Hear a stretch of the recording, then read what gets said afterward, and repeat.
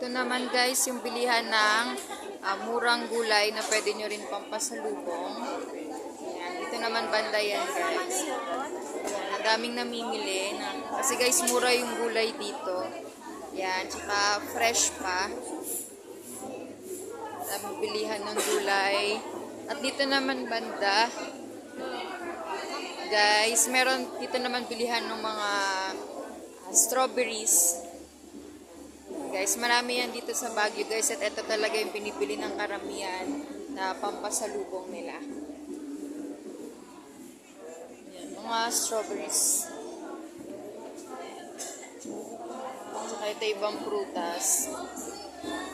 Ito yung malalaking strawberries.